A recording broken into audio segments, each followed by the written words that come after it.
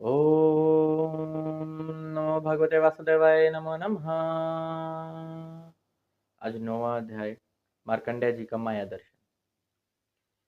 ज्ञान संपन्न मार्कंडेय जी ने जब उनकी स्तुति की तो वह स्तुति से बहुत ही प्रसन्न होते हैं और नर नारायण कहते हैं कि तुम मेरे परम भक्त हो। तुमने जो एकाग्रता दिखाई है अपने चित्त में मेरे प्रति और जो तुमने वो भक्ति पाई है उससे मैं बहुत ही प्रसन्न हूँ। मैं ही नहीं, उससे तो ब्रह्मा आदि देवता भी बहुत ही प्रसन्न हैं तुम्हारी एकाग्रता को देखते हुए। जिस प्रकार की तुम्हारी तपस्या है और 6 मनवंतरों तक तुमने जो तपस्या की है, यह तपस्या से मैं बहुत प्रसन्न हूँ। तुम्हारा जो भी वर हो, क्योंकि मैं वर देने वालों का स्वामी हूँ, तो तुम्हारा जो वर हो, कितना ही अभीष्ट क्यों ना हो, तुम मुझसे मांग लो, मैं अवश्य ही तुम्हें दूंगा। इस प्रकार कहते हैं। और अब मार्कंडेय जी कहते हैं कि प्रभु, आपने जो मुझे ये दर्शन दिए हैं, जो आपका यह सुंदर स्वरूप है, जिन आपको दर्शन के लिए बहुत सी दुनिया, क्या बहुत से देवता भी तरसते हैं कि आपका एक बार दर्शन हो जाए। वो भी छोड़ो कि आप एक बार हृदय में आकर विराजमान हो जाओ प्रभु। प्रभु आपकी थोड़ी सी भक्ति मिल जाए, प्रभु कहीं आपसे थोड़े से गुणगान सुनने को मिल जाए, प्रभु कहीं आपकी थोड़ी सी लीला श्रवण करने को मिल जाए। यह भक्तों की कामनाएं होती हैं और आपने तो मुझे स्वयं दर्शन दे दिए हैं प्रभु, और इसके अलावा फिर मेरी अब क्या कामना हो सकती है। जो आपने मुझे यह वर देना था, यह आपके दर्शन ही हैं, फिर भी आप आज्ञा कर रहे हैं। तो मैं आपके माया का दर्शन करना चाहता हूँ प्रभु। यह वही माया है जो बड़ों बड़ों को मोहित कर देती है। तो मार्कंडेय जी कहते हैं कि मुझे भी आपकी माया देखनी है।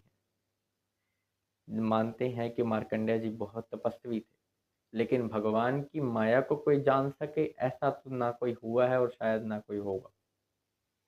अब मार्कंडेय जी को जो माया का दर्शन होता है उसका वर्णन सुनिए। मार्कंडेय जी पुष्पभद्रा नदी के तट पर बैठे हुए वही तपस्या कर रहे थे। अचानक से वह देखते हैं कि एक तरफ से बहुत ही तेज धूल उड़ती हुई आ रही है, और वह इतनी तेज है कि एकदम से उनके अंदर से होकर निकल गई। उसके बाद बहुत तेज बारिश शुरू होने लग जाती है। सूर्य से तो मानो प्रचंड अग्नि आ रही हो।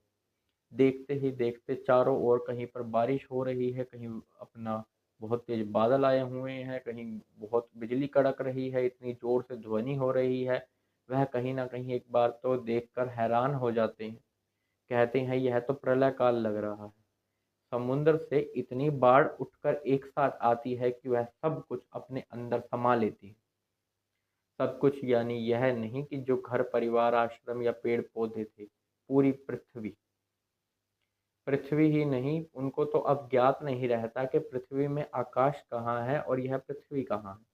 यानी कि पृथ्वी, स्वर्ग और आकाश तीनों के तीनों जल में हो गए हैं।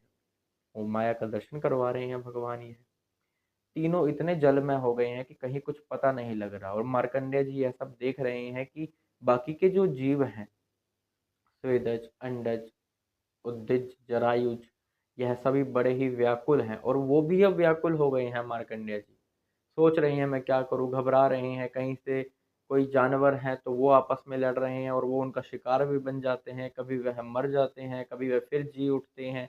कभी उनको बहुत ही भूख लगती है तो उससे व्याकुल हो जाते हैं। कहीं पानी में कभी डूब रहे हैं तो कभी तैर रहे हैं, कभी डूब रहे हैं तो कभी तैर रहे हैं।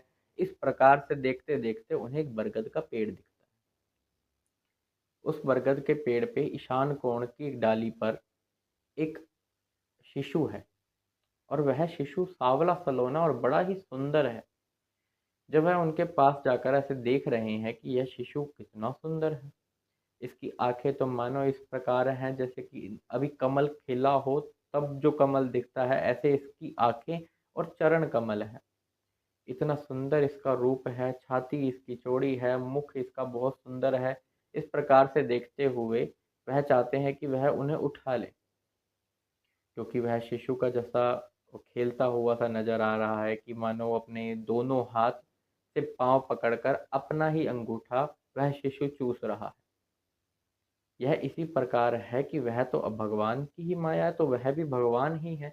उन्हें बाल मुकुंद का दर्शन इस प्रकार से हुआ। इस प्रकार से सूत जी बता रहे हैं। कि उन्होंने बाल मुकुंद का दर्शन किया है। इस दर्शन के पश्चात वह जैसे कोशिश कर रहे हैं कि वह उनके पास जाएं और उनको उठाएं, लेकिन इतनी देर में वो शिशु के सांस लेने मात्र से वह उनके अंदर चले जाते हैं। अब जब वह उनके अंदर गए तो वह पेट में चले गए। अब वह पेट में क्या देखते हैं, वह पेट में देखते हैं कि अंतरिक्ष है, पृथ्वी है, स्वर्ग है, भूलोक है, सब मतलब जैसा था पहले वैसा ही। वह सब कुछ उन उसके शिशु के पेट में ही देखते हैं। चाहे कितने बड़े देवता हैं, पितृ हैं, पिता है, माता है और जीव प्राणी हैं, जीव जंतु हैं, पक्षी हैं, आकाश है, वायु है, अग्नि है, सब कुछ उनके उदर में उनको फिर दिखता है।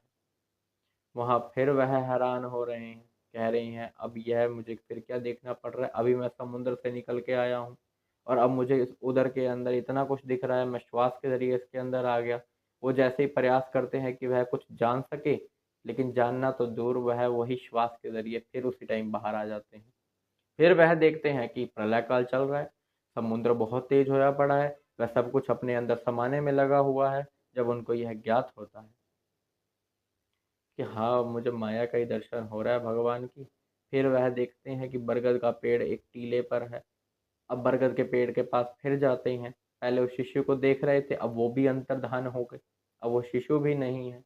और फिर वह थोड़ी देर में देखते हैं कि वह अपने ही आश्रम पर है और वहीं पुष्पभद्रा नदी के तट पर बैठे हुए हैं। जैसे वह पहले प्रतीक्षा कर रहे थे भगवान की माया का दर्शन करने के लिए, तो वह अपने आप को वहीं पर दोबारा पाते हैं। तो भगवान ने अपनी उस माया का दर्शन करवाया। इस माया के दर्शन में यह भी समझ नहीं आया कि यह माया क्या थी, और यह सिर्फ एक माया का वह नमूना था जो भगवान ने उनके कहने पर कि मुझे माया दर्शन करनी है तो उनको दिखाया। उस समय प्रलय काल का समय नहीं था, वही कल्प चल रहा था भृगुवंशियों का, तो उसलिए प्रलय काल तो नहीं था, लेकिन माया का दर्शन करना था। जैसे उन्होंने वर मांगा था, तो वो माया दर्शन मार्कंडेय जी को प्राप्त हुआ।